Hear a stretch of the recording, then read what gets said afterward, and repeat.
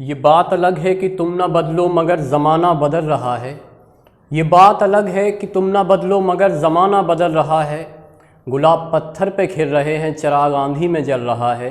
किसी दीवाने से कम नहीं है ये मेरे अंदर का आदमी भी। इधर मैं फूलों की छाँव में हूँ, उधर वो कांटों पे चल रहा है। नमस्कार, गुड इवनिंग। स्वागत है आप सभी लोगों का आपके अपने पसंदीदा platform Kautilya classes the school of core academics पर। तो जिस तरह से पिछली दोनों क्लासेस में आप लोगों की रिस्पांस रही है, उसके साथ आज और ज़्यादा एक्साइटेबिलिटी के साथ एक नया टॉपिक आपके साथ लेकर आए हैं। और पिछले टॉपिक में जो डिस्कशन हम लोगों की रही थी, एक ब्रीफ रिकैप हम उसका लेंगे। हम लोगों ने पिछले 2 सेशन किए हैं बायोलॉजी में। पहले सेशन में आप लोगों ने डिसिप्लिन्स डिस्कस किए थे, जिनमें हमने disciplines of biology, disciplines of botany and disciplines of zoology को डिस्कस किया। उसके बाद जो हमारी दूसरी सीरीज़ आई है, उस दूसरी सीरीज़ में आप लोगों ने पढ़े हैं characteristics of living beings. I hope कि उनमें कोई भी कैरेक्टरिस्टिक ऐसा नहीं रहा होगा कि जो एग्ज़ाम के पॉइंट ऑफ व्यू से इम्पॉर्टेंट है और वो हम लोगों ने कहीं पर स्किप कर दिया हो। और ऐसी भी उम्मीद है कि कोई कैरेक्टरिस्टिक या कोई भी फीचर ऐसा नहीं रहा होगा कि जो आपके समझ में ना आया हो। फिर भी यदि किसी को किसी प्रकार की कोई आपत्ति है तो वो इस वीडियो के कमेंट बॉक्स में भी अपना फीडबैक दे सकते हैं। फिलहाल आज हम जो नया टॉपिक स्टार्ट करने जा रहे हैं, ये सीरीज चलेगी आपकी कम से कम 2 या 3 वीडियो या उससे भी ज़्यादा हो सकते हैं। लेकिन हमारी कोशिश ये रहेगी कि आपके कॉम्पिटिटिव एग्ज़ाम या कि एकेडमिक एग्ज़ाम में इस टॉपिक से रिलेटेड जो भी पॉसिबल क्वेश्चन बनने के चांसेस हैं, वो कोई भी क्वेश्चन मिस नहीं होने चाहिए। आइए शुरू करते हैं हम अपना आज का टॉपिक। और हमारा अब ये जो नया टॉपिक है वो क्या है?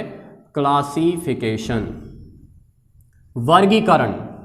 तो जैसे कि आप जानते हैं कि हमारे जो रेगुलर व्यूअर्स हैं, उन व्यूअर्स में हर स्टैंडर्ड के लोग होते हैं। हमारे रेगुलर व्यूअर्स में जो 9th 10th स्टैंडर्ड के स्टूडेंट्स हैं वो भी होते हैं। इनके बियॉन्ड जो 11th 12th या जो रिपीटर्स हैं वो भी प्रेजेंट हैं। कुछ एक स्टूडेंट्स ऐसे भी इनमें हो सकते हैं कि जो मेडिकल एंट्रेंस एग्ज़ाम्स की प्रिपरेशन कर रहे हैं। तो हमें वो सबकी अप्रोच को, एक कलेक्टिव अप्रोच को साथ लेकर चलना है। तो क्लासिफिकेशन को हम वहीं से शुरू करते हैं समझना जहाँ से एरिस्टोटल ने बताया था नोन टू अननोन। हम जो जानते हैं, जो ज्ञात है, उससे हमें उस ओर चलना है जो हम नहीं जानते, यानी कि जो हमारे लिए अज्ञात है। समझते हैं जरा क्लासिफिकेशन या वर्गीकरण, इसका व्यवहारिक अर्थ क्या होता है। नाउ ह्यूमन जो है ना, उसका नेचर आरंभ से ही ऐसा रहा है कि वो अपने आसपास जितनी भी वस्तुएं हैं उनको व्यवस्थित करना चाहता है, उनको एक व्यवस्थित क्रम देना चाहता है, उनमें एक प्रकार का संयोजन स्थापित करना चाहता है। ये कॉन्फ़िगरेशन की जो अप्रोच है, ये ह्यूमन के एवोल्यूशन के साथ ह्यूमन में डेवलप होती चली गई है। इसी को हम क्लासिफिकेशन का एक बहुत प्रारंभिक या बहुत सरल रूप समझ सकते हैं। बहुत ही व्यवहारिक उदाहरण है। मसलन आप अपने घर के उदाहरण इसमें ले सकते हैं। अगर आप देखेंगे कि आपके घर की जो किचन है, उस किचन में जो अलग अलग आर्टिकल्स हैं, उन आर्टिकल्स का अरेंजमेंट जो है ना, वो इस सीक्वेंस में होता है कि जिनकी प्राइमरी रिक्वायरमेंट होती है उन आर्टिकल्स को बहुत नज़दीक रखा जाता है, जिनकी रिक्वायरमेंट कभी कभार होती है उनको कुछ दूरी पर रखा जाता है। इसके अलावा अगर आप अपने स्वयं के स्टडी रूम को विजिट करेंगे तो आप पाएंगे, यदि आप में क्लासिफिकेशन की थोड़ी सी भी टेंडेंसी है तो आपने क्या कर रखा होगा कि अपनी रुचि के अनुरूप आपने अपने अलग अलग सब्जेक्ट्स की जो बुक्स हैं या जो नोटबुक्स हैं या जो नोट्स हैं, उनको अलग अलग तरीके से अरेंज कर रखा होगा। हिंदी के नोट्स हैं, केमिस्ट्री के नोट्स हैं, फिजिक्स के नोट्स हैं, बायोलॉजी के नोट्स हैं, इसके अलावा इंग्लिश के नोट्स हैं या मैथ के नोट्स हैं या अदर किसी सब्जेक्ट के नोट्स हैं, नोटबुक्स हैं या आपकी बुक्स हैं। तो उन बुक्स को आप लोगों ने अपनी कन्वीनियंस के लिए अरेंज करके सेपरेट रखा होगा, जिससे आपको जब जिसकी आवश्यकता पड़ती है आप आसानी से उसको उठा लेते हैं, ढूंढने में बहुत परेशानी नहीं होती है। एक और एग्जाम्पल इसमें समझेंगे। आए दिन हम लोग जब बीमार होते हैं तो फिजिशियन के पास जाते हैं, वो प्रेस्क्राइब करके कुछ मेडिसिन हमें दे देते हैं। हम उस प्रेस्क्रिप्शन को लेकर जाते हैं किसी मेडिकल शॉप पर और उस केमिस्ट को हम थमा देते हैं। वो केमिस्ट 5-10 मिनट के अंदर जो भी हमारी रिक्वायरमेंट्स होती है उनके अकॉर्डिंग वो सारी मेडिसिन हमें लाकर दे देते हैं। आप देखते हैं ना कितने बड़े बड़ी मेडिसिन के शॉप होते हैं और उन शॉप में कितनी सारी दवाइयाँ होती हैं। इन मेडिसिन में से आपको जो 4-5 मेडिसिन की रिक्वायरमेंट है उनको तलाश कर ला देना ये आसान काम नहीं है, क्योंकि इतनी सारी मेडिसिन में कैसे ढूंढा जाएगा। तो इसका मतलब यही है कि उसने जितनी भी मेडिसिन्स हैं, जितने भी केमिकल्स हैं, उनका क्लासिफिकेशन करके रखा है। उसने अपने अकॉर्डिंग उनका क्लासिफिकेशन किया होगा कि अल्फ़ाबेटिक मैनर में रखा होगा, या उसने सिरप को एक अलग लाइन में अरेंज किया होगा, टैब्स को अलग लाइन में अरेंज किया होगा, कैप्सूल्स को अलग लाइन में अरेंज किया होगा, फर्दर उनके अंदर भी क्लासिफिकेशन किया होगा। तो उससे उसे इतनी ज़्यादा कन्वीनियंस हो जाती है कि जो काम घंटों में किया जा सकता था वो कुछ मिनटों के अंदर उस काम को कर देता है। आप जान पा रहे होंगे कि क्लासिफिकेशन का हमारे डेली लाइफ में कितना ज़्यादा इम्पोर्टेंस होता है। आई होप कि अब आप वर्गीकरण विज्ञान क्या है और इसका महत्व क्या है इससे भली भांति परिचित हो गए होंगे। तो अब हम जरा साइंटिफिक वे में इस बात को समझने की कोशिश करते हैं कि क्लासिफिकेशन क्या है और क्यों हमें ज़रूरत पड़ी है ऑर्गेनिज्म को क्लासिफाइड करने की।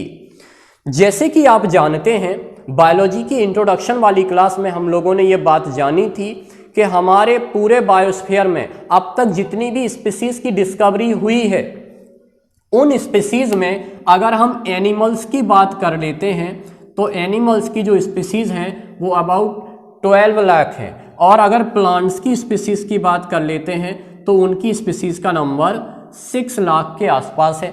यानी ये टोटल मिलाकर हो जाते हैं 18 लाख। अब बायोलॉजी की स्टडी का मीन्स क्या है? Study of all about the living beings. अब चाहे वो प्लांट्स हो चाहे वो एनिमल्स हो, हमें डिफरेंट पर्सपेक्टिव्स में सारे एनिमल सारे प्लांट्स की स्टडी करनी है। इसी ओवरऑल स्टडी को हम या डिस्कोर्स को बोलते हैं biology. So how is it possible? कैसे हो सकता है ये कि कोई एक ह्यूमन बीइंग अपने होल लाइफ में मोर देन 18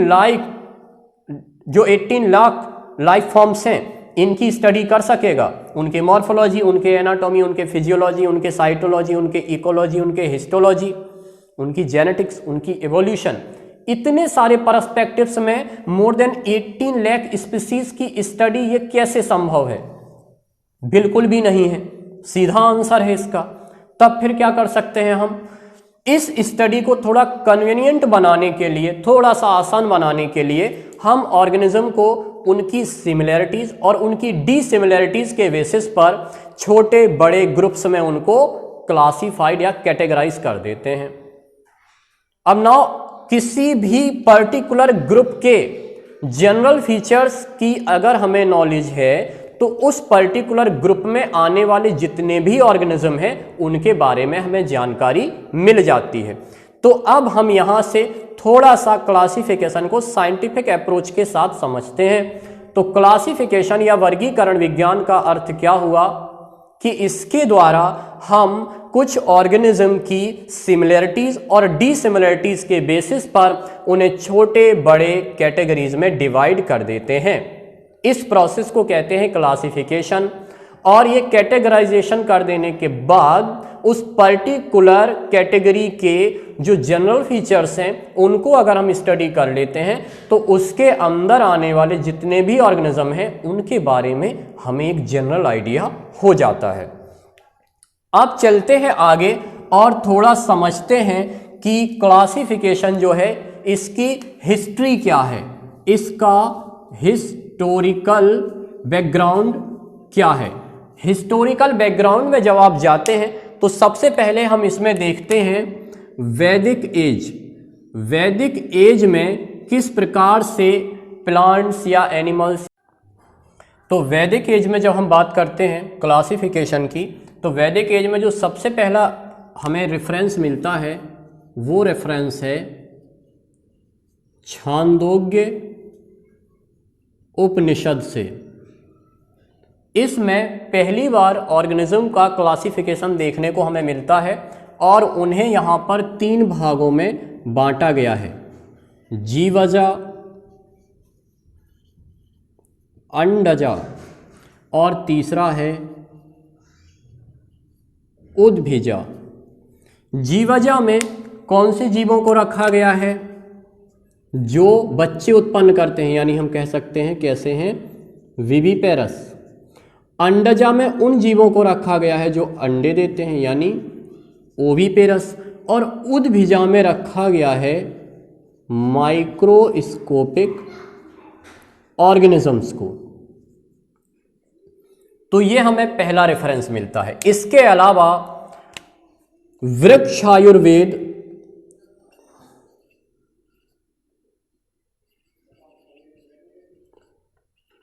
एक ग्रंथ हमें मिलता है जिस ग्रंथ की रचना की थी ऋषि पाराशर ने। इसमें भी जो आयुर्वेदिक या औषधीय महत्व के पौधे हैं उनका वर्गीकरण हमें देखने को मिलता है। इसके बाद जो तीसरा रेफरेंस हमारे सामने आता है वो तीसरा रेफरेंस है सुश्रुत संहिता।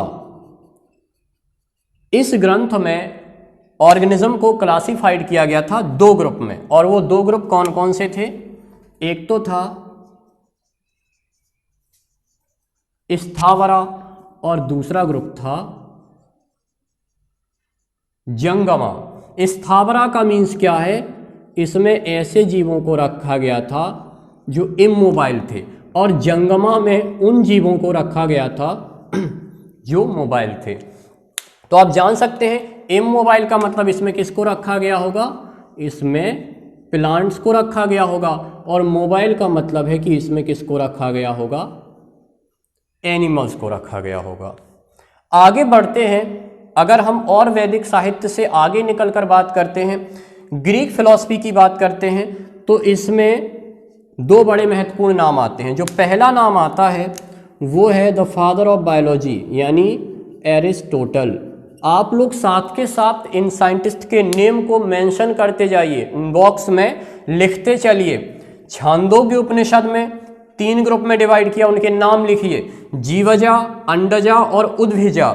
उसके बाद वृक्षायुर्वेद जिसकी रचना की थी किसने? मुनि पाराशर ने। सुश्रुत संहिता जिसको सुश्रुत ने लिखा था, और इसमें 2 समूहों में विभाजित किया उन्होंने, स्थावरा और जंगमा। आगे बढ़ते हैं एरिस्टोटल पर। एरिस्टोटल ने जीवों को विभाजित किया है 2 कैटेगरी में, और वो 2 कैटेगरी कौन कौन सी हैं? एक तो है इनैमा और दूसरी कैटेगरी है अनैमा। इनैमा में कौन से जीवों को रखा गया है? जिनमें हम कह सकते हैं कि रेड ब्लड पाया जाता है, यानी आरबीसीज पाई जाती हैं, उनको रखा है इनैमा में। और जिनमें आरबीसी नहीं पाई जाती उनको रखा गया है अनैमा में। आगे इनैमा को ही इन्होंने विभाजित कर दिया है 2 भागों में, जिनको हम ऊपर भी पढ़ चुके हैं, विविपेरस और ओविपेरस। और ये क्लासिफिकेशन एरिस्टोटल ने अपनी बुक में दिया था। उस बुक का नाम भी आप लोग लिखिए सब। बुक का नाम क्या था? हिस्टोरिया एनिमेलियम। इसके बाद जो हमें अगला रेफरेंस इसमें मिलता है वो रेफरेंस किसके नाम का है? This is Theophrastus, the father of botany. इनकी बुक का नाम क्या था? D Historia plantarum. और इस बुक में इन्होंने मेनली प्लांट्स को क्लासिफाइड किया था। कौन कौन से ग्रुप में क्लासिफाइड किया था? हर्ब, श्रब, ट्री और अंडर श्रब। तो ये हम जो देख रहे हैं ये क्या है? क्लासिफिकेशन की एक ब्रीफ हिस्ट्री है कि किस प्रकार से ऑर्गेनिज्म को क्लासिफाइड करने का जो एक प्रोसेस है वो आज का नहीं है, वो वैदिक एज से चला आ रहा है। ग्रीक में वही प्रोसेस बिफोर क्राइस्ट के टाइम से चला आ रहा है। तो आपने ये 5 रेफरेंसेस देखे, इनके अलावा भी बहुत सारे रेफरेंसेस हो सकते हैं। चलिए अब इन रेफरेंसेस से आगे बढ़ते हैं। और क्लासिफिकेशन में हम आगे के कुछ और साइंटिफिक जो कॉन्सेप्ट हैं उनको समझने की कोशिश करते हैं। वैदिक एज और क्लासिफिकेशन की हिस्ट्री के बाद अब जो मुख्य बात आती है वो ये है, नीड ऑफ क्लासिफिकेशन। हम स्टडी कर क्यों रहे हैं? सबसे मुख्य बात तो यही है, पढ़ने का औचित्य क्या है, क्यों इस विषय को पढ़ रहे हैं, क्या जानकारी हमें इसके लिए, क्या इसके द्वारा जानकारी हमें मिल रही है और क्यों इसको पढ़ना इतना ज़रूरी हो गया है, नीड्स क्या है। तो सबसे पहले हमें यही जान लेना होगा। ये जान लेने से इस टॉपिक या इस सब्जेक्ट को लेकर हमारी जो क्यूरियोसिटी है वो और ज़्यादा बढ़ जाएगी, और जितनी ज़्यादा आपकी क्यूरियोसिटी बढ़ जाएगी उतना आपको इस सब्जेक्ट को पढ़ने में मज़ा आएगा, उतना ज़्यादा आप आनंद के साथ इसका अध्ययन करेंगे। तो नीड्स समझ लेते हैं हम। फर्स्ट एंड फॉरमोस्ट जो पहली नीड है हमारी वो क्या है? Convenience in study. जैसे कि हम लोग पहले ही बात कर चुके हैं, ऑर्गेनिज्म के कितने सारे स्पीसीज हैं, कितने सारे प्लांट्स हैं, कितने सारे एनिमल्स हैं, और फिर फर्दर उनके अंदर बहुत सारी वैरायटी हैं। कैसे ये पॉसिबल है कि एक ह्यूमन बीइंग अपने होल लाइफ में इतने सारे ऑर्गेनिज्म की स्टडी कर पाएगा?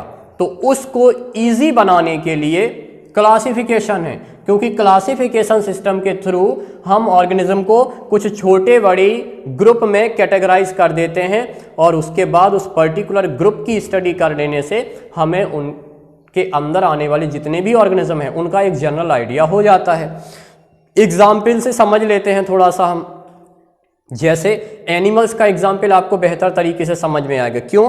क्योंकि अभी आप लोगों ने साइंटिफिक तरीके से, सभी लोगों ने क्लासिफिकेशन को स्टडी नहीं किया है, इसलिए प्लांट का एग्जाम्पल उतना व्यवहारिक तरीके से समझने में प्रॉब्लम आ सकती है। एनिमल्स का एग्जाम्पल अगर आप समझना चाहेंगे, देखिए जो बर्ड्स होते हैं, सारे बर्ड्स के बॉडी का जो शेप होता है ऑलमोस्ट सिमिलर होता है। फूड को इंजेस्ट करने के लिए उनमें बीक पाई जाती है, जो उनकी आइज होती हैं वो लेटरल होती हैं, टेल उनमें पाई जाती है, जो बॉडी होती है वो उनकी स्ट्रीमलाइन होती है, बॉडी का वेट जनरली कम होता है। क्यों? जिससे वो फ्लाइट कर सकें। उनके जो फोर लिम्स होते हैं वो मॉडिफाइड हो चुके हैं, किसमें? विंग्स में, और उन विंग्स के ऊपर उनका एक्सोस्केलेटन पाया जाता है फेदर्स के फॉर्म में। तो ये सारे जितने भी फीचर्स हैं ये सभी बर्ड्स के हैं ना।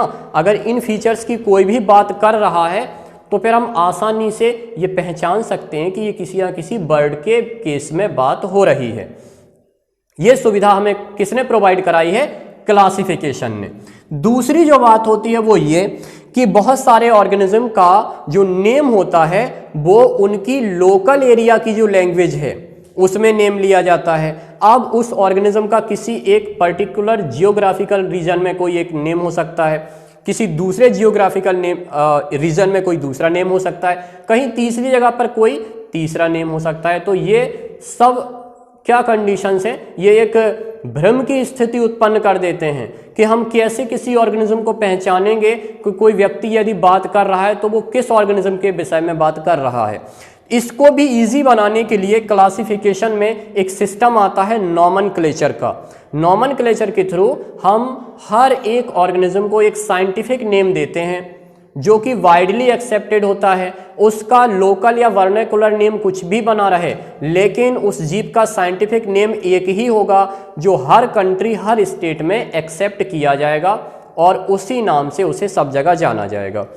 तो अब आप लोगों को यह समझ आ गया होगा कि नीड ऑफ क्लासिफिकेशन की जो पहली नीड है वो क्या है? Convenience in study. समझते हैं दूसरी नीड इसमें क्या है। जो दूसरी नीड है वो नीड है एवोल्यूशन।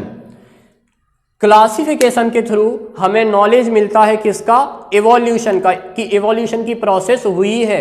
एवोल्यूशन की प्रोसेस में हम क्या स्टडी करते हैं कि जो सिंपलर फॉर्म वाले ऑर्गेनिज्म हैं उनमें कैसे ग्रेजुअल कॉम्प्लेक्सिटी इंक्रीज करती चली गई है और उससे आज के बहुत ही कॉम्प्लेक्स फॉर्म बने हैं। कुछ ऐसे फॉर्म्स जो पहले की कंडीशंस में ठीक तरीके से सरवाइव नहीं कर सकते थे। उन्होंने अपनी मॉर्फोलॉजी, एनाटॉमी, फिजियोलॉजी में बहुत सारे चेंजेस किए हैं और इतने इवॉल्व हो गए हैं कि आज की कंडीशंस में सरवाइव करने के लिए वो बेहतर तरीके से तैयार हो चुके हैं। तो इसका नॉलेज आपको, एवोल्यूशन का नॉलेज भी क्लासिफिकेशन से मिलता है। जब आप स्टडी करेंगे प्लांट किंगडम की तो उसमें आप देखेंगे कि पहले जो सबसे सिंपलेस्ट प्लांट है एल्गी यानी थैलोफाइटा, उनको रखा गया है। देन उसके बाद ब्रायोफाइटा को, फिर थैरियोफाइटा, जिम्नोस्पर्म, एंजियोस्पर्म। तो ये क्लासिफिकेशन की जो ग्रेडिंग है ये कॉम्प्लेक्सिटी के साथ इंक्रीज करती चली गई है। इसी तरह आप एनिमल किंगडम की जब स्टडी करेंगे तो उसमें देखेंगे कि सबसे पहले पोरीफेरेंस को रखा गया है, फिर उनसे ज़्यादा डेवलप निडेरियंस आते हैं, फिर उनसे ज़्यादा डेवलप प्लेटीहेल्मिन्थ्स आते हैं, एक्सकेल्मिन्थ आते हैं, फिर एनालिड्स आते हैं, उनके बाद आर्थ्रोपोड्स आते हैं, मोलस्का आते हैं, इकाइनोडर्म्स आते हैं और कॉर्डेट्स आते हैं। तो कैसे ग्रेजुअली इंक्रीजमेंट हो रहा है ऑर्गेनिज्म की कॉम्प्लेक्सिटी के साथ, इसका हमें एविडेंस मिलता है किससे? क्लासिफिकेशन से। तो एवोल्यूशन की प्रोसेस हुई है, उस प्रोसेस की जानकारी भी हमें किससे मिल जाती है? क्लासिफिकेशन से। अब इसमें जो तीसरा इंपॉर्टेंस है वो तीसरा इंपॉर्टेंस है arrangement of organisms in museum. तो arrangement of organisms in museum, इसमें हम किसकी स्टडी कर रहे होते हैं? जो ऑर्गेनिज्म या जो प्लांट्स हमें जनरली हर जगह की लोकेलिटी में नहीं मिलते हैं, तो हम उन प्लांट्स या उन ऑर्गेनिज्म का कलेक्शन कर लेते हैं। उनको एनिमल्स के जो म्यूज़ियम होते हैं, जो जूलॉजिकल पार्क्स होते हैं, प्लांट्स के लिए जो बॉटनिकल गार्डन्स होते हैं, जो हर्बेरिया होते हैं, उनमें हम उन्हें रख देते हैं।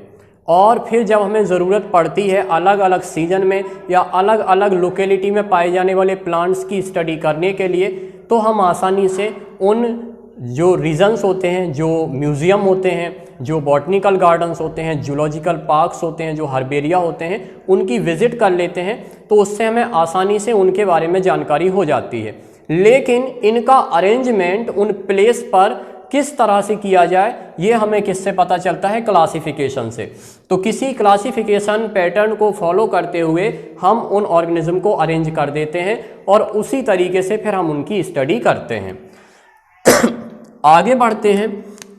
जो इसकी अगली नीड या अगला इंपॉर्टेंस है वो क्या है? डिस्कवरी ऑफ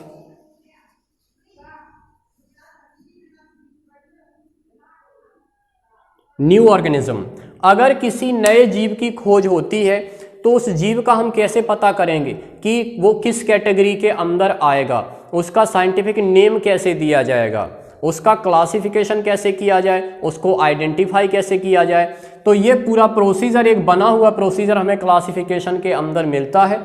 उस प्रोसीजर को फॉलो करते हुए हम देखते जाते हैं, कुछ कीज़ होते हैं, उन कीज़ के बेसिस पर हम ऑर्गेनिज्म को डिफरेंट टेक्सा या डिफरेंट कैटेगरीज में वो एप्रोप्रिएट प्लेस देते चले जाते हैं, जिससे उसका जो नेमिंग का प्रोसेस है वो कंप्लीट होता है और उसको किस कैटेगरी में या किस टेक्सा में कहाँ पे रखना होता है, यह हमारे लिए आसान हो जाता है। इसमें जो हमारी आखिरी नीड है वो नीड है अडेप्टेशन।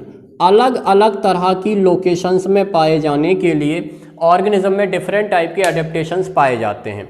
इन अडेप्टेशंस को हम लोग बहुत अच्छे तरीके से डिस्कस कर चुके हैं जब अभी पिछली सीरीज में हम लोगों ने पढ़े थे कैरेक्टरिस्टिक्स ऑफ लिविंग बीइंग्स। तो उसमें हम लोगों ने अडेप्टेशंस की स्टडी की थी, कुछ शॉर्ट टर्म अडेप्टेशन, कुछ लॉन्ग टर्म अडेप्टेशंस। एनिमल्स में भी अडेप्टेशंस होते हैं, प्लांट्स में भी अडेप्टेशंस होते हैं। तो उन अडेप्टेशंस की नॉलेज भी काफ़ी हद तक हमें किससे मिलती है? क्लासिफिकेशन से। तो ये 5 बेसिक नीड्स हैं हमारी, जिनके लिए हमें क्लासिफिकेशन करना या क्लासिफिकेशन को पढ़ना ज़रूरी होता है। Convenience in study, then evolution, arrangement of organism in museum, discovery of new organism and adaptations. तो आई होप कि आप लोगों को नीड ऑफ क्लासिफिकेशन समझ में आ गए होंगे।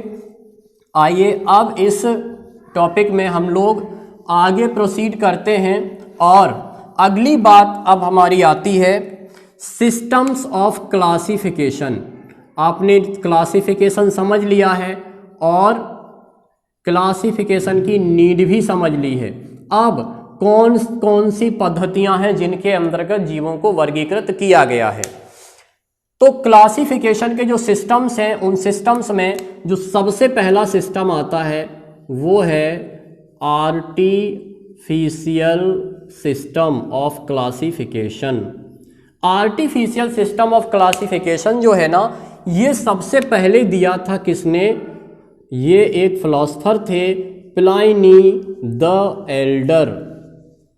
प्लाइनी द एल्डर ने दिया था। लेकिन पहले आप जानें कि ये आर्टिफिशियल क्लासिफिकेशन सिस्टम का मीन्स क्या है। आर्टिफिशियल सिस्टम का मीन्स ये है कि यहाँ ऑर्गेनिज्म को उनके एक या दो कैरेक्टर्स की जो सिमिलैरिटी है या जो डिफरेंसेस हैं उनके बेसिस पर क्लासिफाइड किया गया है। तो ये एक टेंटेटिव टाइप का, एक प्रारंभिक प्रकार का क्लासिफिकेशन हो सकता है, लेकिन इसका बहुत ज़्यादा साइंटिफिक इम्पोर्टेंस नहीं होता है। यहाँ पर मेनली जो क्लासिफिकेशन होता है वो किस बेसिस पर होता है? ऑर्गेनिज्म की हम मॉर्फोलॉजी के बेसिस पर क्लासिफिकेशन कर लेते हैं, या हम उनकी हैबिटेट के बेसिस पर क्लासिफिकेशन कर लेते हैं, या हम उनका जो इकोनॉमिक वैल्यू है उसके बेसिस पर क्लासिफिकेशन कर लेते हैं। ठीक है ना। हैबिटेट में देख लेते हैं कि कोई ऑर्गेनिज्म है वो एक्वाटिक नेचर का है कि टेरेस्ट्रियल नेचर का है कि फ्लाइंग नेचर का है कि आर्बोरियल नेचर का है, उसको हैबिटेट के अकॉर्डिंग हमने प्लेस कर दिया है। प्लांट्स को जैसे क्लासिफाइड कर देते हैं, जो वाटर में पाए जाते हैं उनको लिख देते हैं कि वो हाइड्रोफाइट्स हैं। अब वो कुछ भी हो सकते हैं, वो एल्गी भी हो सकते हैं, वो ब्रायोफाइट्स भी हो सकते हैं, टेरिडोफाइट्स भी हो सकते हैं और एंजियोस्पर्म के फॉर्म भी हो सकते हैं। जो प्लांट्स वाटर की स्कार्सिटी वाले रीजन्स में पाए जाते हैं उनको जीरोफाइट में रख देते हैं। तो इनमें कोई भी ग्रुप हो सकते हैं प्लांट्स के। मैक्सिमम जिम्नोस्पर्म जीरोफिटिक नेचर के होते हैं, बहुत सारे एंजियोस्पर्म्स में भी जीरोफिटिक फॉर्म मिलते हैं। जो प्लांट्स एक्सट्रीमली सैलाइन कंडीशन में पाए जाते हैं उनको हम हेलोफाइट कहते हैं। तो बिना किसी साइंटिफिक एविडेंस के हम इस तरह से क्लासिफिकेशन कर देते हैं। या फिर इकोनॉमिक वैल्यू के बेसिस पर भी क्लासिफाइड कर दिया जाता है कि कोई प्लांट है उससे ऑयल मिलता है, कोई प्लांट है उससे फाइबर मिलता है, कोई प्लांट है उससे हमें वेजिटेबल्स मिल रहे हैं, कोई प्लांट से उससे हमें फ्रूट्स मिल रहे हैं। इसी तरह से कोई प्लांट से उसका कोई मेडिसिनल वैल्यू हो सकता है। तो इस तरह से कैटेगराइज कर दिया है कि हमारे लिए इकोनॉमिक वैल्यू उनका क्या हो सकता है। इस तरह के क्लासिफिकेशन सिस्टम को कहा जाता है आर्टिफिशियल क्लासिफिकेशन। तो इसमें आपने पहला नाम सुना प्लाइनी द एल्डर। इन्होंने एनिमल्स को डिवाइड किया दो पार्ट्स में, one is flying and other is non flying. तो फ्लाइंग में आपने किसको रख देंगे? आप जो भी उड़ सकते हैं। तो उड़ने वाले तो बर्ड्स है, बर्ड्स के अलावा कौन उड़ता है? बैट भी उड़ता है। इसके अलावा कौन उड़ते हैं? इंसेक्ट्स भी उड़ते हैं। लेकिन आप देख रहे हैं ना, बर्ड्स एविस का मेंबर है, बैट एनिमेलिया का मेंबर है, इंसेक्ट आर्थ्रोपोड्स के मेंबर हैं। तो साइंटिफिकली ये अलग अलग कैटेगरी के अंदर आने वाले ऑर्गेनिज्म हैं। तो ये क्लासिफिकेशन आर्टिफिशियल टाइप का क्लासिफिकेशन। बाकी जितने ऑर्गेनिज्म उड़ नहीं सकते हैं उनको सबको रख दिया है नॉन फ्लाइंग में। इस क्लासिफिकेशन सिस्टम में और आगे चलते हैं तो इसी क्लासिफिकेशन सिस्टम को एक तरह से फॉलो किया था किसने? एरिस्टोटल ने, जो कि आप पीछे पढ़ चुके हैं। एनेमा अनाइमा में डिवाइड किया, विविपेरस ओविपेरस में डिवाइड किया। इसी क्लासिफिकेशन सिस्टम को आगे फॉलो किया थियोफ्रेस्टस ने। आपने भी प्लांट्स को हर्ब, श्रब, ट्री और अंडर श्रब में क्लासिफाइड कर दिया है।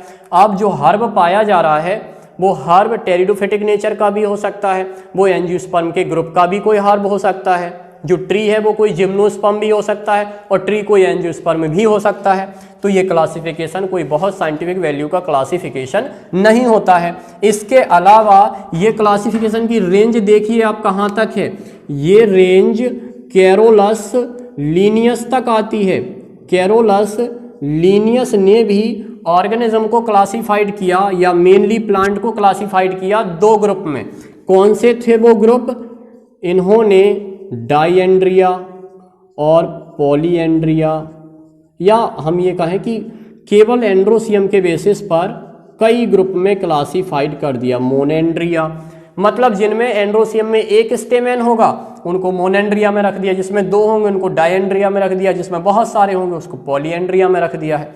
तो ये सबके सब क्लासिफिकेशन सिस्टम कौन से हैं? ये सबके सब हैं आर्टिफिशियल क्लासिफिकेशन सिस्टम। हालांकि अभी हम लोग कैरोलस लीनियस की बाइनोमियल नोमेनक्लेचर पढ़ेंगे जो वाइडली एक्सेप्टेड है, बहुत ज़्यादा साइंटिफिक वैल्यू है उसका क्लासिफिकेशन के अंदर। 4 नाम आपने देखे, Pliny the Elder, Aristotle, Theophrastus and Carolus Linnaeus.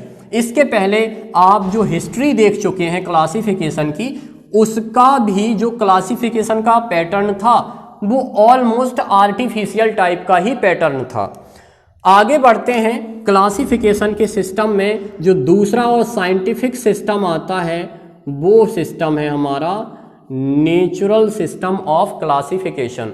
तो नेचुरल सिस्टम ऑफ क्लासिफिकेशन में हम कोई एक कैरेक्टर लेकर नहीं चलते हैं, यहाँ पर हम ऑर्गेनिज्म की साइटोलॉजी में कंपैरिजन करते हैं, हम ऑर्गेनिज्म की एम्ब्रियोलॉजी में कंपैरिजन करते हैं, हम ऑर्गेनिज्म की बायोकेमिस्ट्री में कंपैरिजन करते हैं, हम उसकी फिजियोलॉजी में कंपैरिजन करते हैं, हम उसके एनाटॉमिकल स्ट्रक्चर में कंपैरिजन करते हैं। ऐसे ही बहुत सारे क्राइटेरिया डिसाइड करते हैं और जब इन सब की कंपैरेटिव स्टडी होती है उसी के बेसिस पर किसी ऑर्गेनिज्म को अलग अलग ग्रुप में प्लेस किया जाता है। नेचुरल सिस्टम ऑफ क्लासिफिकेशन को प्लांट्स में सबसे पहले अप्लाई किया था sir George Bentham and sir Joseph Dalton Hooker. इन दोनों साइंटिस्ट ने एक बुक लिखी थी जिस बुक का नाम था जेनेरा प्लांटेरम, और इस बुक के 23 वॉल्यूम्स थे। इन 23 वॉल्यूम्स में इन्होंने एंजियोस्पर्मिक और जिम्नोस्पर्मिक प्लांट्स का बहुत डिटेल क्लासिफिकेशन दिया है, और इसमें जो पैटर्न उन्होंने फॉलो किया है वो कौन सा पैटर्न था? Natural system of classification.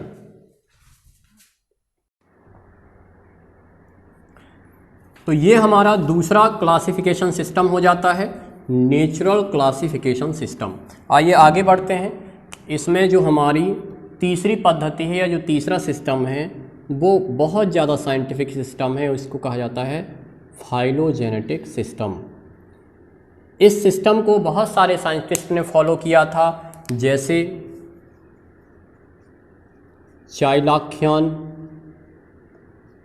इसके अलावा तख्ताजन, और इनका नाम बाद में आएगा, उसके पहले हैं ओसवाल्ड, टिप्पो और एंगलर एंड प्रांटल।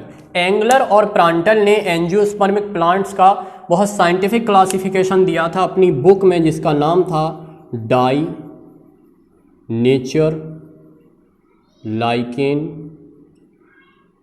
फ्लांजेन फैमिलियन। इस बुक में इन्होंने फाइलोजेनेटिक सिस्टम ऑफ क्लासिफिकेशन के थ्रू जो एंजियोस्पर्मिक प्लांट्स हैं उनको क्लासिफाइड किया था। लेकिन समझ लेते हैं कि इस सिस्टम का मीन्स क्या है। इस सिस्टम में जो क्लासिफिकेशन किया जाता है वो इवोल्यूशन के पॉइंट ऑफ व्यू से किया जाता है, यानी नेचुरल सिस्टम की तरह इसमें भी हम बहुत सारे जो क्राइटेरिया हैं उनको ध्यान रखते हैं, लेकिन उन क्राइटेरिया को ध्यान रखने के साथ साथ जो इवोल्यूशन है उसको भी ध्यान रखना होता है कि कैसे ऑर्गेनिज्म इवॉल्व हुए हैं, किस प्रोसेस के थ्रू इवोल्यूशन से गुजरे हैं, उसको भी ध्यान रखते हुए हमें क्लासिफिकेशन करना होता है। तो ये हमारा कहलाता है फाइलोजेनेटिक सिस्टम ऑफ क्लासिफिकेशन। इन 4 साइंटिस्ट ने इसको फॉलो किया है, Chailakhyan, Takhtajan, Oswald, Tippo, Engler and Prantl. Engler and Prantl की बुक का नाम याद रखेंगे और एक बार देखकर लिख दीजिए सब लोग, डाई नेचर लाइकेन फ्लांजेन फैमिलियन। इसी बुक में इन्होंने ये क्लासिफिकेशन सिस्टम दिया था।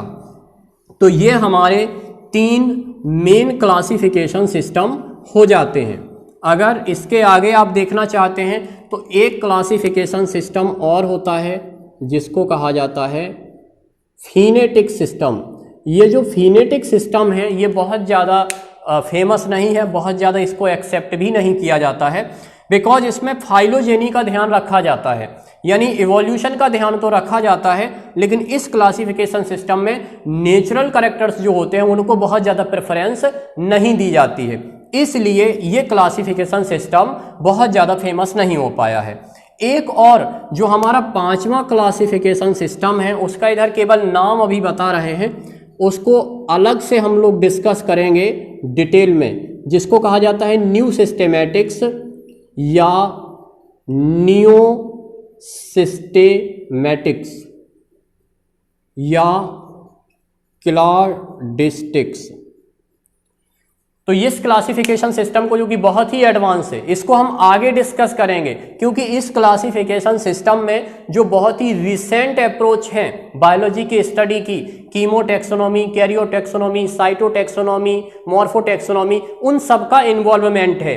तो इसे जानने से पहले आपको थोड़ा सा टैक्सोनॉमी, टैक्सोनॉमिक कैटेगरीज, उनके अलावा स्पीसीज कॉन्सेप्ट और भी कुछ जो बेसिक कॉन्सेप्ट है टैक्सोनॉमी और क्लासिफिकेशन के, बाइनोमियल क्लासिफिकेशन सिस्टम, इन सबको आप जब जान चुके होंगे तब आपके लिए क्लाडिस्टिक्स को समझ लेना आसान होगा। तो फिलहाल ये 5 सिस्टम है, जिनमें से 3 को हम लोग अच्छे से डिस्कस कर चुके हैं।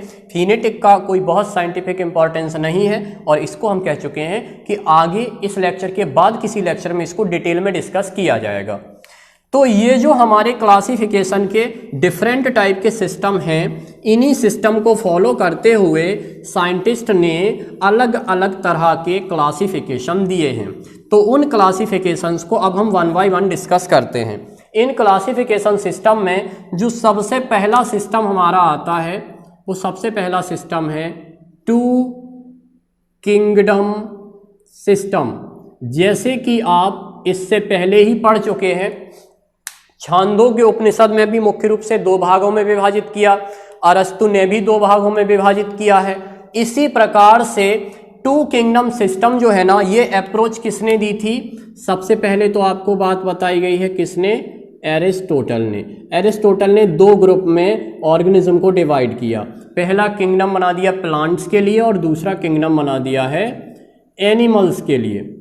इसी तरह से इस क्लासिफिकेशन सिस्टम को, जिसमें ऑर्गेनिज्म को 2 कैटेगरी में डिवाइड किया है, इसको फॉलो किया आगे किसने? कैरोलस लीनियस ने। और कैरोलस लीनियस ने ऑर्गेनिज्म को 2 ग्रुप में डिवाइड किया। वन इज एनिमेलिया, यानी जिसमें किसको रखा जाएगा?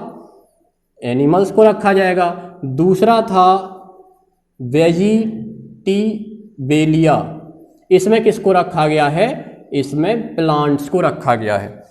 तो लाइफ के 2 मेजर फॉर्म थे, उनके लिए स्टडी के अलग अलग डिस्कोर्स बना दिए गए। उनके लिए 2 अलग अलग किंगडम की स्थापना सबसे पहले की कैरोलस लीनियस ने, किंगडम एनिमेलिया और किंगडम वेजिटेबेलिया, या जिसको हम किंगडम प्लांटी भी कह सकते हैं।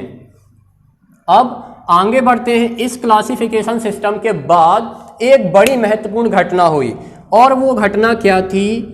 एंटोनी वॉन ल्यूवेनहॉक, जिनको फादर ऑफ माइक्रोबायोलॉजी कहा जाता है, इन्होंने जीवों की जो एक अदृश्य दुनिया है उससे हमारा परिचय कराया। सबसे पहले इन्होंने अपने सेल्फ इन्वेंटेड माइक्रोस्कोप के थ्रू लाइफ के वो फॉर्म्स देखे जिन्हें हमारी नेकेड आइज नहीं देख पाती हैं। इन्होंने यूनिसेलुलर यूकैरियोट्स और यूनिसेलुलर प्रोकैरियोटिक फॉर्म जैसे प्रोटोजोअन्स, बैक्टीरिया, स्पर्म, फंगस, जो यूनिसेलुलर फंगस थे, यूनिसेलुलर एल्गी थे, उनको सेल्फ इन्वेंटेड माइक्रोस्कोप के थ्रू देखा। और तब हमें पता चला कि एनिमल्स और प्लांट से बियॉन्ड लाइफ का एक फॉर्म और भी है जो हमारी नेकेड आइज से नहीं देखा जा सकता है, तो उनको माइक्रोब्स कहा गया। और उनके चलते फिर क्लासिफिकेशन का एक और सिस्टम बना। ये दूसरा सिस्टम आता है जिसको कहा जाता है 3 किंगडम सिस्टम। और इस 3 किंगडम सिस्टम को किसने दिया था? इसे दिया था अर्नस्ट हेकल ने। अर्नस्ट हेकल ने इस सिस्टम के अंतर्गत एक नया किंगडम बना दिया, और वो किंगडम क्या था? Kingdom protista. तो इस तरह से जो हमारा थ्री किंगडम सिस्टम है उसमें आकर हमें लाइफ के 3 फॉर्म मिले, और वो 3 फॉर्म कौन कौन से थे? पहला था किंगडम प्रोटिस्टा, जिसमें सारे यूनिसेलुलर ऑर्गेनिज्म को रखा गया है, सारे माइक्रोब्स को। दूसरा कौन सा रहा हमारा? किंगडम प्लांटी, या यहां पर इन्होंने प्लांटी को मेटाफाइटा भी कहा। और जो तीसरा है हमारा वो आ जाता है वही किंगडम जो पहले था, किंगडम एनिमेलिया, और यहाँ किंगडम एनिमेलिया को मेटाजोआ भी कहा जाता है। तो इस तरह से यहाँ पर एक नया किंगडम इसमें ऐड हुआ है, प्रोटिस्टा। टर्म प्रोटिस्टा भी अर्नेस्ट हेकल ने ही दिया था। आइए इसके आगे चलते हैं। जो अगली क्लासिफिकेशन की सिस्टम है वो सिस्टम है हमारी 4 किंगडम सिस्टम। और 4 किंगडम सिस्टम ऑफ क्लासिफिकेशन क्यों आई है, इसके पीछे भी एक बहुत बड़ा कारण रहा है। और वो कारण क्या रहा है कि इस क्लासिफिकेशन सिस्टम के समय जो एक साइंटिस्ट थे जिनका नाम था एडवर्ड चैटोन, इन्होंने देखा कि जो प्रोटिस्टा हैं यानी यूनिसेलुलर ऑर्गेनिज्म हैं उनमें 2 तरह के ऑर्गेनिज्म हैं। एक तो वो जिनमें न्यूक्लियस वेल डेवलप है और दूसरे वो जिनमें न्यूक्लियस वेल डेवलप नहीं होता है। तो एडवर्ड चैटोन ने जिन ऑर्गेनिज्म में न्यूक्लियस वेल डेवलप नहीं है उनके लिए सजेस्ट किया कि इनको प्रोकैरियोट्स कहा जाए, और जिनमें न्यूक्लियस वेल डेवलप है उनके लिए सजेस्ट किया कि इनको यूकैरियोट कहा जाए। तो इस तरह से अब हमें 2 फॉर्म मिले हैं यूनिसेलुलर ऑर्गेनिज्म में, प्रोटिस्ट में 2 फॉर्म मिले, प्रोकैरियोटिक और यूकैरियोटिक। इसके चलते हमारा नया क्लासिफिकेशन सिस्टम आया जिसको कहा जाता है 4 किंगडम क्लासिफिकेशन सिस्टम। तो आप जान रहे हैं ना कि 3 किंगडम तो पहले से ही बन चुके थे। इसका मतलब ये हुआ कि यहां पर 2 तो वही किंगडम रिपीट होंगे जो ऊपर थे, कौन से? Plantae and animalia. और यहां पर जो प्रोटिस्टा है उसको 2 पार्ट में डिवाइड कर दिया, एक तो मोनेरा हो गया है और दूसरा क्या हो गया है जो पहले से ही था, प्रोटिस्टा। मोनेरा में किसको रखा गया है? सारे प्रोकैरियोट्स को, और प्रोटिस्टा में किसको रखा गया है? सारे यूकैरियोट्स को। सबसे इंपॉर्टेंट बात ये कि एडवर्ड चैटोन ने प्रोकैरियोटिक यूकैरियोटिक की डिस्कवरी की, लेकिन जो 4 किंगडम क्लासिफिकेशन सिस्टम है ये किसने दिया था? अगर आप लोग देख सकते हैं तो यहां उन साइंटिस्ट का नाम लिख देते हैं, हर्बर्ट एफ कॉपलैंड ने ये सिस्टम दिया था। चलिए, तो ये हमारे 3 सिस्टम हो जाते हैं, 2 kingdom, 3 kingdom and 4 kingdom. 2 kingdom किसने दिया था? लीनियस ने। एरिस्टोटल का नाम भी वहां पे आ सकता है इसलिए मेंशन किया है। 3 किंगडम सिस्टम अर्नेस्ट हेकल ने। और उसके बाद 4 किंगडम सिस्टम किसने दिया है? हर्बर्ट एफ कॉपलैंड ने। 3 किंगडम देने के पीछे का कारण क्या रहा था कि यहां पर एक नया फॉर्म देखा गया है, यूनिसेलुलर फॉर्म। किसने देखा? कमेंट बॉक्स में लिखिए। और यहां पर जो 4 किंगडम है उसको देने का कारण क्या रहा है कि यूनिसेलुलर फॉर्म में हमें 2 फॉर्म दिखाई दिए, प्रोकैरियोटिक और यूकैरियोटिक। ये भी किसने देखे? उस साइंटिस्ट का नाम भी लिखिए।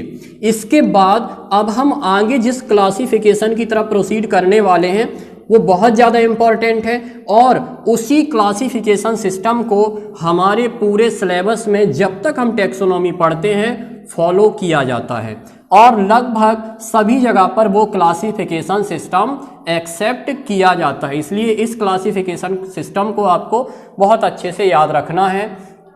और ये क्लासिफिकेशन सिस्टम है हमारा 5 kingdom classification. 5 kingdom classification system किसने दिया था? अमेरिका के साइंटिस्ट थे ये, R.H. व्हिटेकर। इन्होंने ये क्लासिफिकेशन दिया था 1969 में। तो इसको थोड़ा ठीक तरीके से समझ लेते हैं। सबसे पहली बात तो इसमें यह आती है कि इन्होंने बेसिस क्या लिए थे ऑर्गेनिज्म को क्लासिफाइड करने के। तो बेसिस में जो सबसे पहली बेसिस थी वो थी सेल स्ट्रक्चर, जो दूसरी बेसिस थी वो थी बॉडी ऑर्गेनाइजेशन, जो तीसरी बेसिस थी वो थी ऑर्गेनिज्म की लाइफ स्टाइल, और जो चौथी बेसिस थी वो थी फाइलोजेनी। इन 4 मेन बेसिस को आधार बनाकर उन्होंने क्लासिफिकेशन किया था, और कितने किंगडम में डिवाइड किया है? 5 किंगडम में। तो देख लेते हैं, इनका जो सबसे पहला किंगडम है वो है किंगडम मोनेरा, दूसरा किंगडम प्रोटिस्टा, इसके बाद तीसरा आता है किंगडम फंजाई, उसके बाद किंगडम चौथा आता है प्लांटी, और 5वां है किंगडम एनिमेलिया। अब ऊपर से बेसिस देखते हैं। सबसे पहली बात क्या है? Cell structure. जानते हैं सेल स्ट्रक्चर के आधार पर 2 तरह की सेल हो सकती हैं। किसने बताया था? एडवर्ड चैटन ने। Prokaryotic and eukaryotic. तो जितने भी प्रोकैरियोटिक फॉर्म थे उन सबको किस में रखा? मोनेरा में। यानी मोनेरा कैसे होते हैं? प्रोकैरियोटिक। बाकी सबके सब कैसे हैं? यूकैरियोटिक। इसके बाद आगे बढ़ते हैं। दूसरा बेसिस क्या लिया है? Body organization. तो बॉडी ऑर्गेनाइजेशन के बेसिस पर जो मोनेरा होते हैं वो होते हैं यूनिसेलुलर, और जो प्रोटिस्टा होते हैं वो भी कैसे होते हैं? यूनिसेलुलर। और बाकी जो तीनों ग्रुप हैं उन ग्रुप में जो ऑर्गेनिज्म आते हैं वो कैसे हैं? Multicellular, plants, animals and fungi. इसके बाद आगे बढ़ते हैं लाइफ स्टाइल। तो लाइफ स्टाइल में क्या है? मेन इसका पर्पस है क्लासिफिकेशन का, मोड ऑफ न्यूट्रिशन। अपना फूड खुद सिंथेसाइज करते हैं या दूसरों पे डिपेंड हैं। तब यहाँ जो मोनेरा हैं इनमें जो फॉर्म पाए जाते हैं वो कैसे होते हैं? मिक्सोट्रॉफिक। मिक्सोट्रॉफिक का मीन्स ये होता है कि जो ऑटोट्रॉफिक नेचर के भी कुछ ऑर्गेनिज्म पाए जाएंगे और कुछ ऑर्गेनिज्म हेटेरोट्रॉफिक नेचर के भी पाए जाएंगे। इन टर्म्स को अगर आप नहीं जानते हैं तो प्लेलिस्ट में पीछे जाकर जो ऑर्गेनिज्म के जनरल फीचर्स वाली वीडियोस हैं उनको आप देखिए तो आपको क्लियर हो जाएगा। अगर हम प्रोटिस्ट की बात करते हैं तो इनमें भी मिक्सोट्रॉफिक टाइप का न्यूट्रिशन है, यानी कुछ ऑर्गेनिज्म ऑटोट्रॉफिक होंगे और कुछ हेटेरोट्रॉफिक होंगे। फंजाई सबके सब हेटेरोट्रॉफिक होते हैं। प्लांट्स की बात करते हैं तो प्लांट्स ऑटोट्रॉफिक होते हैं, और अगर एनिमल्स की बात करते हैं तो ये कैसे होते हैं? हेटेरोट्रॉफिक होते हैं। तो ये तो तीसरा बेसिस रहा। उसके बाद चौथा बेसिस क्या है? फाइलोजेनी। तो यहाँ फाइलोजेनी का विशेष ध्यान रखा गया है क्योंकि सबसे पहले प्रोकैरियोटिक रखे गए, उसके बाद यूकैरियोटिक रखे गए हैं। यूनिसेलुलर को पहले रखा गया है, मल्टीसेलुलर को बाद में रखा गया है। फंजाई को प्लांट से पहले रखा गया है। क्यों? क्योंकि फंजाई का बॉडी का जो स्ट्रक्चर है वो बहुत ही सिंपल है। इनका बॉडी रूट, स्टेम, लीफ जैसे पार्ट्स में डिफरेंशिएट नहीं होता, बल्कि एक थैलस लाइक ऑर्गेनाइजेशन इनमें पाया जाता है। अगर हम इससे आगे प्लांट में पढ़ते हैं तो कॉम्प्लेक्सिटी का लेवल थोड़ा बढ़ जाता है। यहाँ रूट है, स्टेम है, लीव्स है, ब्रांचेस हैं, फ्रूट्स हैं, फ्लावर्स हैं, सीड्स हैं। लेकिन अगर हम किंगडम एनिमेलिया की केस में जाते हैं तो यहाँ बहुत ज़्यादा कॉम्प्लेक्सिटी पाई जाती है, बिकॉज प्लांट्स में ऑर्गन तो है लेकिन किसी तरह की ऑर्गन सिस्टम यहाँ एग्जिस्ट नहीं करती है। ऑर्गन सिस्टम कहाँ है? एनिमल्स में पढ़ते हैं हम। ह्यूमन में डिफरेंट टाइप के ऑर्गन सिस्टम है, like digestive system, respiratory system, circulatory system, excretory system, skeletal system, muscular system, nervous system, endocrine system, reproductive system, integumentary system. ऐसे बहुत सारे सिस्टम एग्जिस्ट करते हैं। फाइलोजेनी का विशेष ध्यान रखा गया है। तो ये तो सारे क्लासिफिकेशन के बेसिस और ये मेन फीचर्स हो जाते हैं इनके। अब हमें 2 चीज़ें इसमें और जाननी है। वो 2 चीज़ें क्या है? पहली बात तो जाननी है हमें कि इस क्लासिफिकेशन की मेरिट्स क्या हैं, और उसके बाद जानना है कि इस क्लासिफिकेशन सिस्टम की डीमेरिट्स क्या हैं। तो मेरिट्स में सबसे पहली बात तो ये कि आर.एच. व्हिटेकर ने इसमें प्रोकैरियोटिक फॉर्म को सबसे अलग रख दिया है मोनेरा के अंदर, और सारे में यूकैरियोटिक फॉर्म है। उसके अलावा जो यूनिसेलुलर फॉर्म थे उनको केवल 2 ग्रुप में रखा है। यूनिसेलुलर प्रोकैरियोटिक को रख दिया है मोनेरा में, यूनिसेलुलर यूकैरियोटिक को रख दिया गया है प्रोटिस्टा में। और जो बहुत बड़ी बात इस क्लासिफिकेशन की रही वो ये कि जितने भी फंजाई थे उनको प्लांट से सेपरेट करके एक अलग ग्रुप में रखा गया, जो कि अभी तक किसी क्लासिफिकेशन सिस्टम में फॉलो नहीं किया गया था। अब बात कर लेते हैं हम डीमेरिट्स की। इस क्लासिफिकेशन सिस्टम की डीमेरिट्स क्या रही हैं? तो डीमेरिट्स में सबसे पहली बात तो इसमें यह रही है कि यहां पर जो न्यूट्रिशन है वो कैसा है, मिक्सोट्रॉफिक टाइप का, और यहां पर हमने बेसिस क्या लिया है, लाइफस्टाइल या मोड ऑफ न्यूट्रिशन।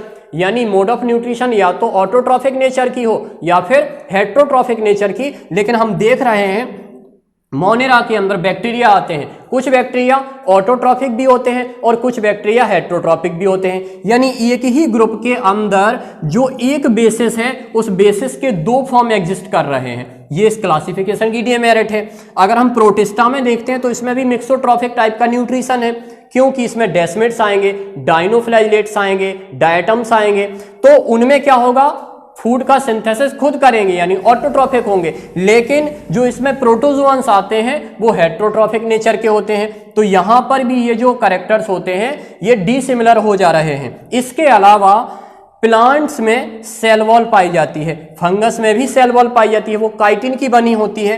लेकिन मोनेरा में कुछ बैक्टीरिया ऐसे हैं कि उनमें सेल वॉल है, लेकिन इसी के अंदर आप जानते हैं एक ऑर्गेनिज्म आता है जिसको कहते हैं PPLO, mycoplasma pleuropneumonia like organism. इसमें सेल वॉल नहीं पाई जाती है।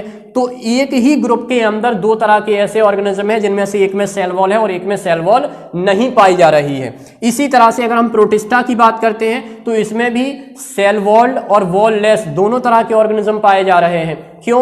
क्योंकि इसके अंदर जो डायटम्स होते हैं, जो डाइनोफ्लैजिलेट्स या डेस्मिड्स हैं, यानी प्लांट लाइक प्रोटिस्ट जो हैं, उनके ऊपर सेल वॉल की कवरिंग है, लेकिन जो प्रोटोजोअन्स हैं उनमें सेल वॉल नहीं पाई जाती है। तो ये इस क्लासिफिकेशन की कुछ डीमेरिट्स हो जाती हैं।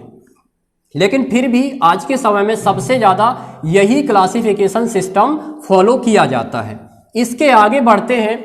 जो अगला क्लासिफिकेशन का सिस्टम हमारा है वो सिस्टम है 6 किंगडम सिस्टम। और इस सिस्टम को दिया किसने था?